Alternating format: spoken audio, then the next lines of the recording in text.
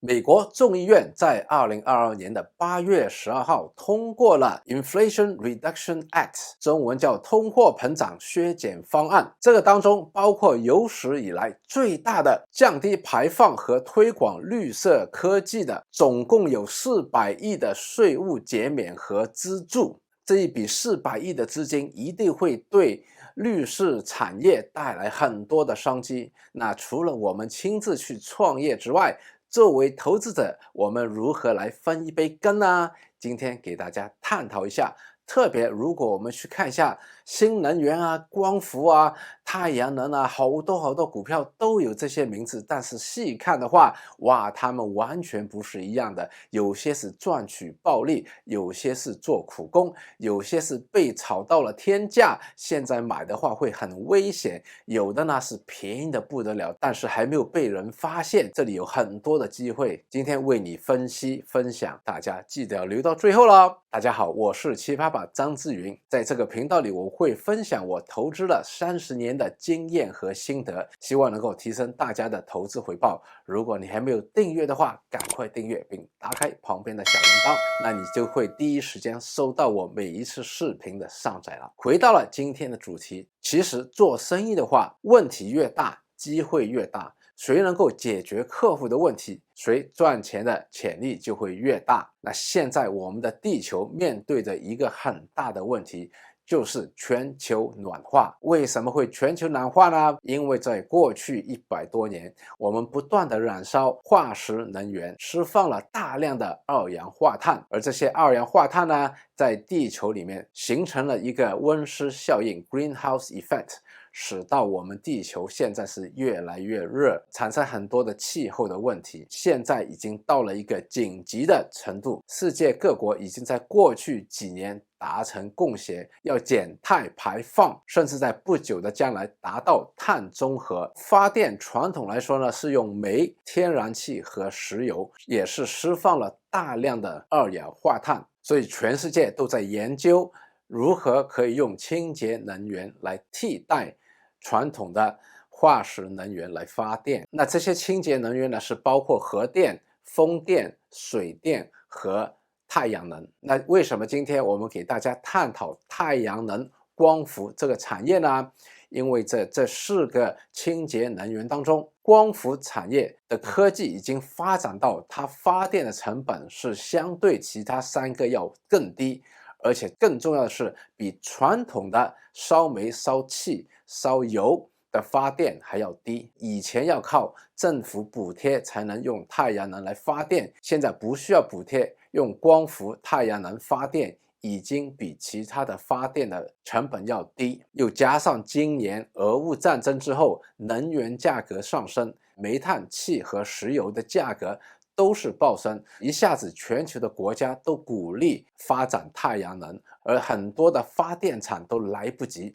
装新的太阳能发电厂。所以我们看到太阳能发电在这么多的新能源板块里面是发展最快的。另外还有2个因素使得最近的太阳能板块发展非常的快。第一个是电池科技的发展，解决了太阳能发电的短板。因为大家想想，太阳能发电是什么时候发电的？是白天有阳光的时候。但是人类用电最多的时候是什么时候呢？是下了班，到了晚上入黑之后，每个人回家开电灯、开电视机，这个时候用电是最大的。太阳能发电一定需要大量的电池来储蓄这些发了的电，使到晚上可以用。那也是到了最近，电池的发展使到电池的容量和成本大大的降低，造就了太阳能发电这个行业的发展。另外还有一个科技的突破，也造就了太阳能发电的增长，这就是特高压输电。用中国来做个例子，大家想一想，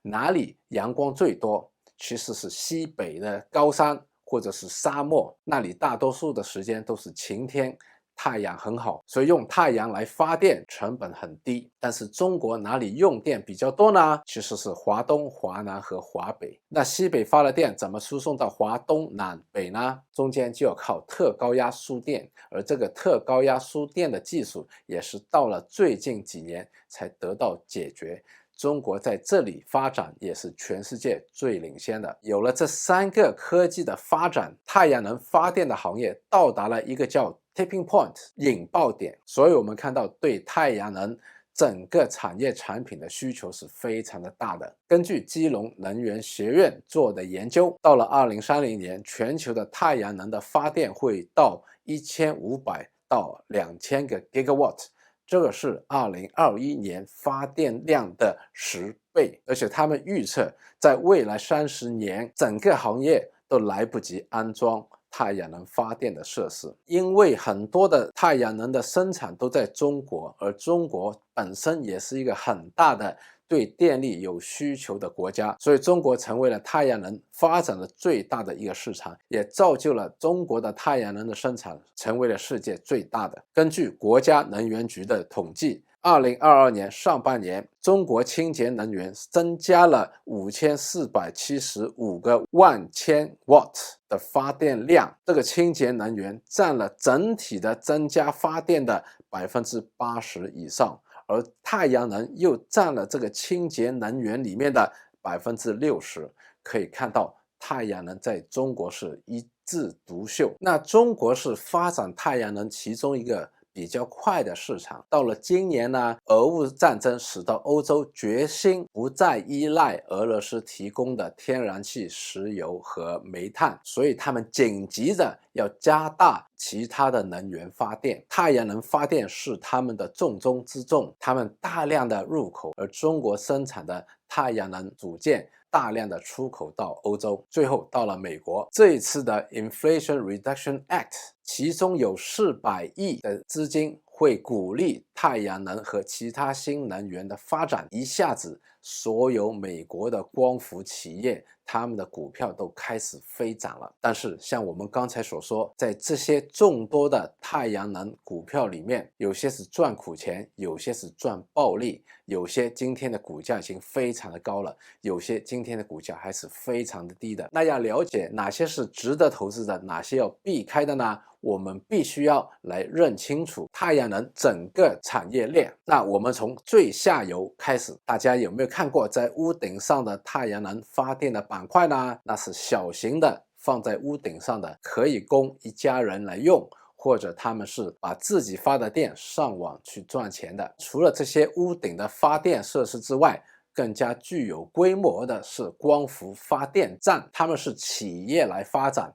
投资，大量的建设了这些光伏太阳能发电的板块，把电上网输送到电网里面，赚取发电的钱。那好了，要建设这些发电的设施需要的公司，我们统称为 EPC。E 是 Engineering， 他们包括了来设计、来策划。P 是 Procurement，包括采购需要的零件和材料。C 是 Construction， 建设。这些 EPC 公司呢，会为客户提供一站式的解决方案，而这些 EPC 公司一般来说是比较本地化的，很少有全球性的公司。在美国，发电厂的股票有 SunNova、NextEra、New Era 这些股票，而做 EPC 的上市的公司有 First Solar、有 SunPower， 还有 Enphase Energy 和 Solar Edge。 在中国的发电厂呢，有香港上市的新亿能源，也有协鑫新能源。而做组装 EPC 的公司有很多，包括最大的是金科能源、金奥科技、天合光能、阿斯特、东方日升、协鑫集成、中力集团等等。看完了这些发电厂和帮他们组装的 EPC 公司，那来到了中上游的公司呢，我们来看一看到零件的部分了。在这里呢，大家想象一下，中间那个是硅片，旁边会加一个玻璃，再加上支架、电池和另外一些零件。这些公司大部分都在中国，因为在这里的生产是需要有大规模的，越大他们的成本控制的越低。而中国因为发展的比较早，也因为有政府的鼓励和其他整个产业链的支持，使到这些厂商可以做得很大，达到了规模的效应。做光伏玻璃的有香港上市的信义光能和福莱特，电池方面有香港和 A 股上市的比亚迪，深圳上市的阳光电源，上海上市的爱虚股份，深圳上市的金凹科技和上海上市的通威集团。然后在中间那个硅片那一边做了最大的是隆基，还有中环股份和金远通这3家公司。而这个硅片它的材料的提炼我们叫硅料，这里分2种，一个是单晶硅，一个是多晶硅。现在用了最多也是增长的最快的是多晶硅材料，在这里4个大厂基本上控制了整个行业的供应。这个4个厂是通威集团、保利协鑫、大全和新特能源。那到底这4个哪一个最大呢？他们都在迅速的扩展产能。如果有一家公司它刚好有一个工厂的产能扩大了，它的生产量就会提升一点，排名就会更多一点。大家看到在整个太阳能的产业链里面有不同的环节，每个环节里面有不同的公司，那到底哪一个环节赚钱比较多一点呢？我本人来觉得呢，发电厂那一部分只是一个资本的投入，赚取一个合理的稳定的回报，股票增长的爆发力不会那么大，在组装的那一部分只是赚苦工的钱。到了玻璃呢，因为它产能增加的比较容易，所以现在有点是供过于求，很多时候还是因为瓶颈位卡在硅料的生产，所以玻璃有供过于求的现象，价格是卖的不太好。而这个行业飞快的发展，瓶颈位就卡在硅料那里，因为如果要建设一个厂去生产硅料的话，除了需要大量的资金之外，建设厂也需要9个月到1年，根本是来不及生产新的工厂。而新的产能一旦建成了，整个行业新的需求又把这些新的产能完全消化掉。所以我们看到硅料在过去的2年的价格是不断的上升，而做硅料的公司呢，他们的毛利率是能够达到70多到80%，这是个暴利。他们赚了钱又可以募集资金，再投入生产线，以后能生产更多的硅料，赚更多的钱。所以我个人觉得硅料这一块是最好的，最吸引人的。那刚才我们说过，今年对太阳能发电的需求是非常非常大的。在下游的方面，光伏组件那一个环节是增长了 54.1%， 光伏电池是增长了 46.6%， 硅片那一边是增长了 45.5%， 而硅料那一边是增长了 53.4%， 就算硅料那一边增长了 53.4%， 基本上他们所有的产能都是卖清光，